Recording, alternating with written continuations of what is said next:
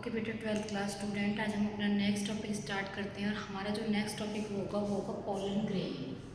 हमारा जो टॉपिक होगा बच्चे वो होगा पोलन ग्रेन। आपको सभी को पता होगा कि पोलन ग्रेन क्या होता है। इससे पहले वाले लेक्चर्स में हम कर चुके हैं कि पोलन ग्रेन क्या है। पोलन ग्रेन क्या होता है? पोलन ग्रेन हम उसे बोलते हैं मेल गैमेट्स को। और मेल गैमेट्स कैसे कैसे फॉर्म हुआ था ये हमने लास्ट वीडियोस के अंदर हम कर चुके हैं। अभी हम इसके अंदर हम पढ़ेंगे पोलन ग्रेन की जो स्ट्रक्चर होती है वो कैसी होती है। तो फर्स्ट ऑफ ऑल आपको पता होना चाहिए कि जो पोलन ग्रेन होती है, पोलन ग्रेन जो होती हैं वो मेल गैमेट्स होती हैं। कहाँ पे डेवलप हुए थे वो हमने पढ़ा था हमने कि वो एंथर में थे, यानी स्टेमन का जो एंथर वाला पार्ट होता है उसके अंदर पोलन ग्रेन डेवलप होती हैं। और हम देखेंगे कि अगर हमें किसी भी फ्लावर को अगर हम देखते हैं, ठीक है, अगर मानो आपने किसी भी एक फ्लावर को लिया, जैसे कि आपने हिबिस्कस रोज़ा वाला जो है गुड़हल वाला फूल जो होता है उसको अगर आपने लिया और आप देखेंगे कि उस पर आपको येलो कलर की पाउडर फॉर्म नज़र आएगा, तो वो पाउडर फॉर्म ही पोलन है। वो क्या होते हैं? पोलन होते हैं। अगर हम पोलन की स्ट्रक्चर पढ़ने लगें तो पोलन की स्ट्रक्चर जो होती है वो डबल मेम्ब्रेन स्ट्रक्चर होती है इस तरह से। Suppose that it is a pollen, ठीक है। और इसकी जो ये 2 लेयर्स होती हैं, तो इसकी बाहर वाली लेयर को हम बोलते हैं एक्साइन और अंदर वाली जो होती है 2 लेयर्स होंगी। Outer layer are known as exine और inner layer are known as intine, ठीक है। अब इंटाइन और एक्साइन, इसी में एक पोर्शन ऐसा होता है। अब उससे पहले मैं आपको एक और बताना चाहूँगी कि इनकी जो केमिकल कंपोजिशन है वो क्या होती है। तो इनकी जो केमिकल कंपोजिशन होती है, जो एक्साइन होता है, exine are made by sporopollenin. किसका बना हुआ होता है? स्पोरोपोलेनिन।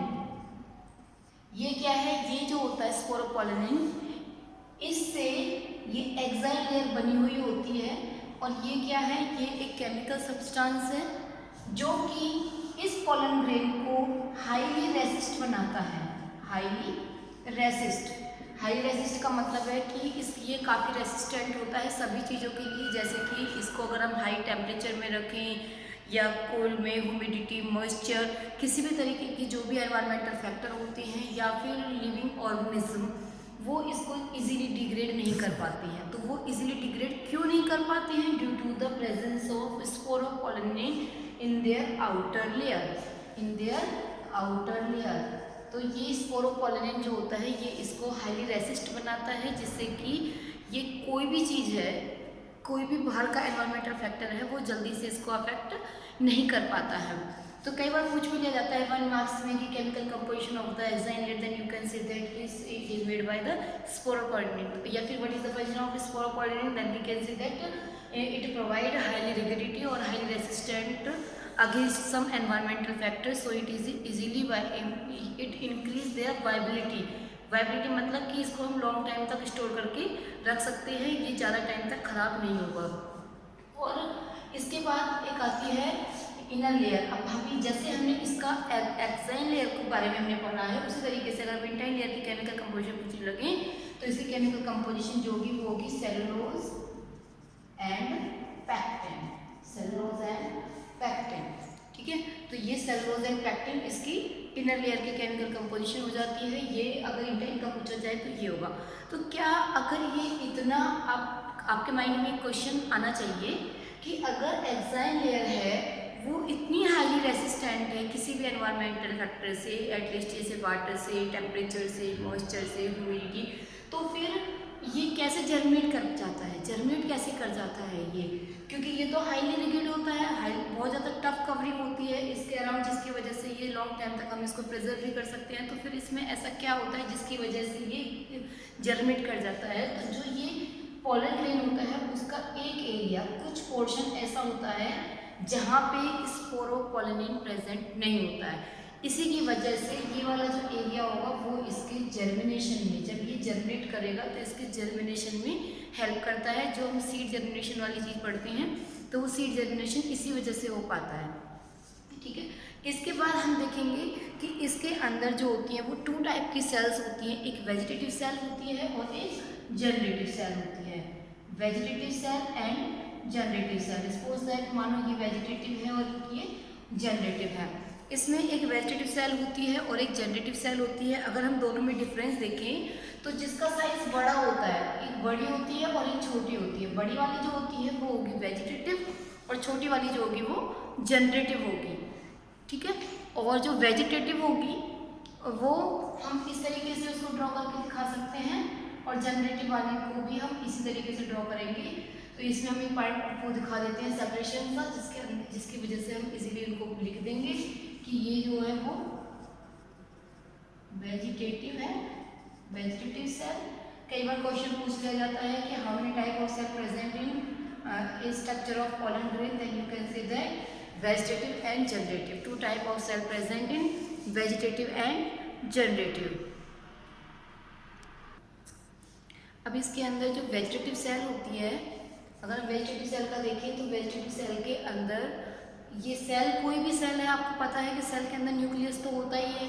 तो वेजिटेटिव सेल के अंदर भी जो न्यूक्लियस होगा उसकी जो शेप होगी वो इर्रेगुलर शेप होगी। और इसका काम क्या होगा, ये सेल जो होती है वो फूड मटेरियल को रिजर्व करने का काम करती है। कभी भी डिफरेंस अगर आते हैं तो आप इसमें 3 डिफरेंस बड़े आराम से बता सकते हैं कि वेजिटेटिव सेल लार्ज साइज की होती है, जनरेटिव सेल स्मॉल साइज की होती है। वेजिटेटिव सेल जो होती है वो फूड मटेरियल को रिजर्व करती है, जबकि ये जो जनरेटिव सेल होती है ये साइटोप्लाज्म के साथ लाई करती है, क्योंकि ये पोलन की तो एक सेल जैसी स्ट्रक्चर ही है, तो ये साइटोप्लाज्म के साथ इनकी लाई करती है। इसका जो न्यूक्लियस है, इसका जो न्यूक्लियस है वो साइटोप्लाज्म के साथ लाई करता है और इसका जो न्यूक्लियस है उसकी शेप इरेगुलर शेप होती है, जबकि इस सेल के अंदर जो न्यूक्लियस है उसकी शेप जो होती है वो स्पिंडल शेप होती है। और अगर हम ये देखें कि जो एंजियोस्पर्म होते हैं, एंजियोस्पर्म जितने भी हैं उनमें से करीब 60% एंजियोस्पर्म के अंदर ये पोलन है वो 2 सेल स्टेज ही होता है, मतलब कि उनके अंदर 2 ही सेल होती है, वेजिटेटिव और जनरेटिव। लेकिन जो बाकी 40% जो बच रहे हैं, हमने लिखा 60%, तो बाकी जो 40% बचेंगे उन 40% का क्या होता है कि उनके अंदर ये ट्रिपल सेल स्टेज में भी पाया जा सकता है। उनमें उन कंडीशनों में क्या होता है कि ये जनरेटिव सेल जो होती है ये डिवाइड हो जाती है, इसमें भी डिवाइड होगी, लेकिन इनके अंदर डिवाइड कब होती है, जब ये स्टिग्मा पे लाई कर जाती है, यानी आफ्टर पॉलिनेशन। लेकिन बाकी में कुछ 40% स्पीसीज ऐसी भी होती हैं जिनके अंदर ये जो जनरेटिव सेल है वो पोलन ग्रेन के अंदर ही डिवाइड हो जाती है, जिसकी वजह से इसके अंदर 3 सेल स्टेज पाई जाती है। तो यहाँ तक आपको समझ में आ गया होगा। इसके बाद मैं आपको एक और बताना चाहूँगी कि इसके जो पोलन होते हैं, कई तरीके के पोलन, जैसे कि हमने देखा है कि कई बार पोलन जो होते हैं उनके ऊपर छोटे छोटे हेयर्स होते हैं और हेयर्स होने की वजह से वो हमें कई तरीके की एलर्जी कॉज कर सकते हैं। तो अगर हम पोलन का देखें तो वो हमें क्या हार्मफुल इम्पैक्ट कर सकते हैं, तो पोलन जो होते हैं वो हमें एलर्जी कॉज कर सकते हैं और कुछ ब्रोंकियल इन्फेक्शन भी वो हमें क्रिएट कर सकते हैं, जैसे कि और जो ये जो डिजीज़ होती हैं वो क्रॉनिक डिजीज़ होती हैं। क्रॉनिक डिजीज़ वो डिजीज़ होती हैं जो लॉन्ग टाइम तक चलती रहती हैं, जिन्हें ठीक होने के लिए काफ़ी लंबा टाइम चाहिए होता है। कभी कभी ऐसा भी होता है कि वो नहीं भी होती, जैसे कि अस्थमा है और ये हो गया ब्रोंकाइटिस हो गया, इस तरीके से हैं। बाकी एक और अगर हमसे कई बार एग्जांपल पूछ लिया जाता है कि नेम ए स्पीसीज, हमें एक स्पीसीज का नेम बताइए, देयर पोलन कॉज एलर्जी, ठीक है। तो इस तरीके से अगर हमसे कोई क्वेश्चन पूछ लिया जाएगा तो हमारी बुक के अंदर एक एग्जांपल दिया हुआ है पार्थेनियम, कॉमनली हम इसे कैरेट ग्रास भी कहते हैं। और ये हमारे इंडिया में कैसे आया था, तो ये हमारे इंडिया में कैसे आया था, ये हमारे इंडिया में वीट के साथ आया था और ये हमें पोलन कॉज करता, इसका जो पोलन है वो हमें कई तरीके की डिजीज़ कॉज कर सकता है। पोलन का काम क्या होता है, पोलन के अंदर हमने देखा कि कई तरीके का, अभी हमने वेजिटेटिव का पढ़ा था, तो वेजिटेटिव सेल क्या करती है, फूड मटेरियल को रिजर्व करने का काम करती है। तो पोलन जो होता है वो काफ़ी अमाउंट में फूड मटेरियल को रिजर्व करने का काम करता है और इसी वजह से इससे कई सारे ऐसे न्यूट्रिटिव सप्लीमेंट बनाए जाते हैं जो हमें, जैसे हमें कहेंगे ना वीकनेस आ रही है, बहुत कमजोरी आ रही है, तो उस कंडीशन में क्या किया जाता है, उस कंडीशन में इस तरीके के सप्लीमेंट दिए जाते हैं जो कि एनर्जी, इस तरीके के सप्लीमेंटों से एनर्जी आती है जो कि हमें एनर्जी देंगे तो हमें हमारी इम्यूनिटी इंक्रीज़ होती है, ये तो आप जानते भी हैं।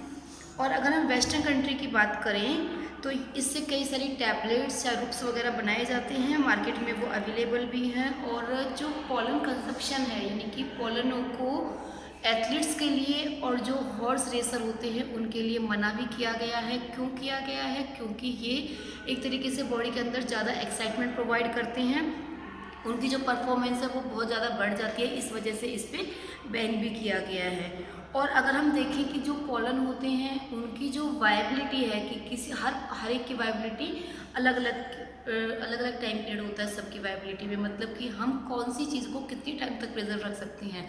अगर हम देखें कि जैसे कि अगर हम नॉर्मली देखें, किसी को तो हम 2 दिन तक रख सकते हैं, किसी को हम 2 महीने, किसी को 2 साल, 200 सालों तक भी हम प्रिजर्व करके रख सकते हैं अपने स्टोरेज जो बैंक होता है, जो पोलन बैंक होता है, जहाँ पे हम इन चीज़ों को स्टोर करके रख सकते हैं। तो वायबिलिटी का मतलब आपको समझ आना चाहिए। और दूसरी चीज़ होती है कि वायबिलिटी आपको समझ आ गया कि हम कौन सी चीज़ कितने टाइम तक जर्मिनेट होने से अपने आप को प्रिवेंट कर सकती है, कौन से फैक्टर ऐसे होंगे जो उनकी वायबिलिटी को अफेक्ट कर सकते हैं। आप बताइए कि अगर मानो हमने किसी सीड को ग्रो किया, सपोज दैट कि हम किसी भी एक सीड को ग्रो करते हैं और वो सीड हमारा ग्रो नहीं होता। क्यों नहीं होता? क्योंकि उसको वो कंडीशन ही नहीं मिल रही है जिस कंडीशन में वो जर्मिनेट करेगा। तो ऐसे कई सारे फैक्टर्स हो सकते हैं जो उनकी वायबिलिटी को अफेक्ट कर सकते हैं, जैसे कि टेम्परेचर हो गया, एनवायरनमेंट हो गया, और ह्यूमिडिटी, मॉइस्चर, वाटर, ऐसे कई सारे फैक्टर्स हैं जो कि उसकी वायबिलिटी को अफेक्ट कर सकते हैं। एक इसमें लास्ट चीज़ आती है कि हमने सुना है कि कई तरीके से, जैसे कि टेस्ट ट्यूब बेबी वगैरह होते हैं, वो हम आगे भी पढ़ेंगे खैर नेक्स्ट चैप्टरों में भी। तो उनमें उनके लिए हम क्या करते हैं, उनके लिए हम सेमन वगैरह को, जो मेल गैमेट्स होते हैं या फीमेल गैमेट्स होते हैं, उन्हें स्टोर करके रखा जाता है। तो इसके अंदर भी क्या है, इसके हमारे जो पोलन है इनको भी, यानी कि प्लांट्स के जो पोलन होते हैं उन्हें भी लॉन्ग टाइम तक स्टोर करके रखा जा सकता है। अगर हमें पोलन को लॉन्ग टाइम तक स्टोर करके रखना होगा तो हम किस तरीके का उन्हें मटेरियल लेंगे, किस तरीके का मीडियम लेंगे जिसके अंदर हम उन्हें लॉन्ग टाइम तक स्टोर करके रख सकते हैं। तो हम उसमें लिक्विड नाइट्रोजन का यूज़ करेंगे। लिक्विड नाइट्रोजन क्या प्रोवाइड करती है? लिक्विड नाइट्रोजन जिसका टेम्परेचर माइनस 196 डिग्री सेल्सियस तक होता है। इस एनवायरनमेंट के अंदर हम पोलन को इजीली स्टोर करके रख सकते हैं। तो ये आपको समझ में आ गया होगा। और इसी तरीके से यानी कि इस तरीके से ही हम सेमिनेशन, आर्टिफिशियल सेमिनेशन, जो मैंने अभी आपको थोड़ी देर पहले बताया था कि मेल गैमेट्स को, यानी एनिमल्स इंक्लूडिंग ह्यूमन बींग्स के मेल गैमेट्स को भी लॉन्ग टाइम तक स्टोर करके रखा जा सकता है, तो उसे हम बोलते हैं आर्टिफिशियल इंसेमिनेशन। तो ये आपको समझ में आ गया होगा। किसी बच्चे को कोई भी डाउट होगा तो आप उससे पूछ सकते हैं। Okay student, thank you.